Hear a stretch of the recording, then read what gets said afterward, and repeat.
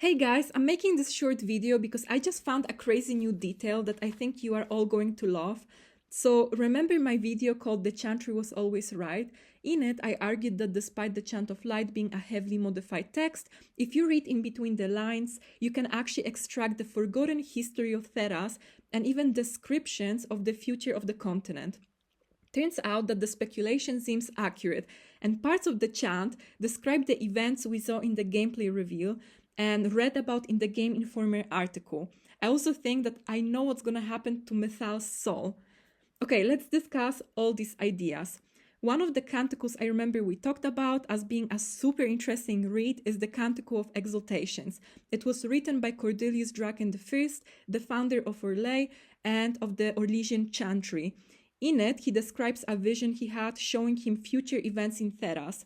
So, since we already know a couple of things about the upcoming game, I started attempting to put puzzle pieces together, and I stumbled upon an absolute jewel for those who love Dragon Age lore.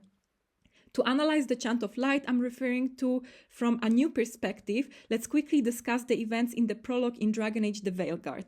Thanks to the article in Game Informer and thanks to the gameplay reveal, we learned that Rook will get to the ritual site. He will find Solas holding the dagger, attempting to turn down the veil. Rook interrupts the ritual, and as a result, the Evanuris are now released. Something happens, and eventually Rook passes out and wakes up in a dreamlike realm where Solas explains Rook's blood interacted with the ritual, and he's now forever tied to the Fate. Soon after, he wakes up in the Fate in a place called the Lighthouse, which was Solas's base of operation. Alright, so let's go through all these events again, but this time with the Canticle of Exaltations in front of our eyes. The air itself rent asunder, spilling light unearthly from the waters of the Fate, opening as an eye to look upon the realm of opposition, in dire judgment. Okay, so this part, in my opinion, is describing the events at the ritual site, where Solas using the dagger is making a cut in the veil, out of which the Fate is starting to spill out, hence the whole blinding amounts of light over that area. And I looked up and saw the 7 gates of the Black City shatter, and darkness cloaked both realms. This part we partially witness in the gameplay. If you're someone who paid close attention, when Rook starts heading towards the ritual site, you can see a beam of light hit one of the Evanuris statues far away in the distance, and as a result, the earth starts shaking. There are 7 statues because there are 7 locked Evanuris in the Black City. We interrupt Solas before he manages to move the 2 remaining Evanuris to a new location, but they are now released. And so the 7 gates of the Black City shatter. That's also the events we saw in the mural from 2018. Darkness cloaking both realms is Gilanan and Elgarnan, who now threaten the whole world. The Veilguard is not about protecting the veil from just Solas, but from the Evanuris as well.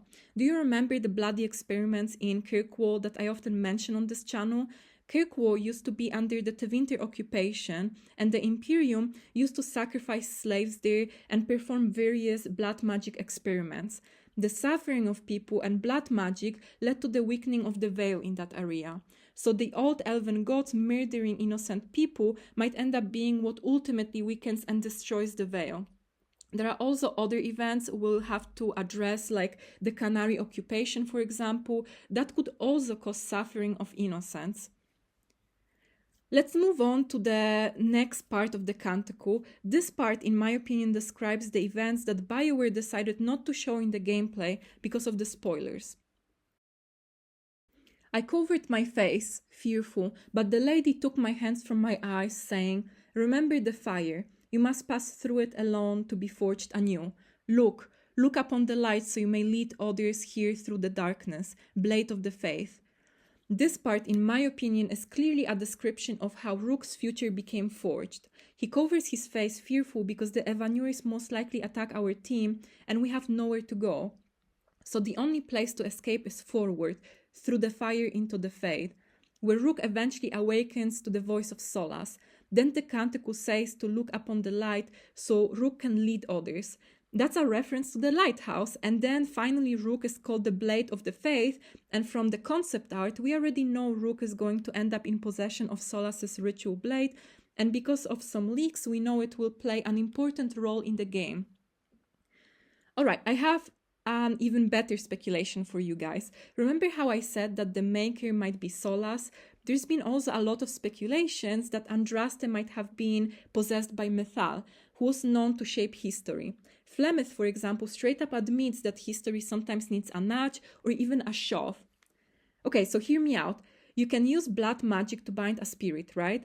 And according to Game Informer, Solas said that Rook is now forever bound to the fate. And BioWare said that they did not want to add blood magic because Rook wants to keep that connection. I think he now carries MYTHAL's soul, and that's why the lady took his hands from his eyes and guided him to safety in the Fate. It's MYTHAL once again shaping Thera's history. The same canticle speaks about Solas's return, and I think I finally understand who will be at Solas's side when they restore peace together, and it will be Rook. Let's read a couple more verses and we'll discuss them after. In dread, I looked up once more and saw the darkness warp and crumble, for it was thin as samite, a fragile shroud over the light which turned it to ash. The darkness is the Evanuris, and the lighthouse is the base of our new team of heroes who will turn the evil gods to ash. And the Maker, clad in the majesty of the sky, set foot to earth, and at his touch all warring ceased. The vicious beasts lay down and were quieted. The meek lambs became bold and rose up, casting aside their shepherds, to dance at the Maker's feet. That's a description of Solas making it out of the Fate, possibly out of the Black City. The vicious beasts might be the Darkspawn, who lay down because they lost guidance from the Evanuris and there's no Archdemon to control them. And the meek lambs that become bold, rose up, and cast their shepherds aside might be the elves who were bound to the old elven god's will through Vala's Lins. Okay, last couple verses. From every corner of the earth, the chant of light echoed, and the Maker walked the land with Andraste at his right hand. And they reached the gates of Minratos, where once a terrible fire swept the light of redemption from the face of the world. And there the Lady of Restitution drew her shining sword and plunged it into the ground at her feet. So, remember how I kept on telling you that Solas in the mural from 2020 is assaulting Minratos, not the Black City like a lot of people believe? I'm closer and closer to thinking that it's exactly what will happen. The terrible fire that once swept Minratos is a reference to the Magisters assaulting the Golden City. Solas will most likely go back there to where the Blights began, to where the oldest circle of Magi is located, to where the temple of Razikali once was, and finally to where his hideout in the physical realm is located. And to remind you, it was located under Andraste's statue called Our Lady of Victory. Andraste will be at his side because Rook holds a piece of MYTHAL's soul now. In the capital of the Imperium, for some reason, we'll have to use the ritual dagger we acquired from Solas, and my best guess will be that we'll forever end the Blights, because the Canticle says, "All sins are forgiven, all crimes pardoned. Let no soul harbor guilt, let no soul hunger for justice. By the Maker's will I decree harmony in all things." According to the Trespasser DLC, and according to what Varric has been saying, part of our mission will be proving to Solas that he does not have to destroy Theras to heal the world. And so perhaps the key to that solution is in Minratos and in Rook's hands.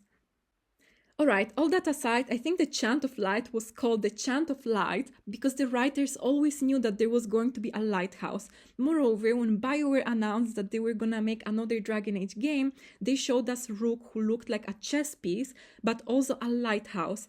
And in the middle of that fire is the face of Fen'Harel. Okay, that's what I wanted to discuss with you. BioWare is really good at creating fairly consistent lore, especially considering the size of the franchise they are working with. It's really amazing to finally see all the pieces finally come together and start making more sense. I'm curious to hear your opinion, so make sure to leave a comment down below. If you enjoyed this video, make sure to drop a like, subscribe, and follow me on social media such as Twitter, Patreon, and Instagram. Take care.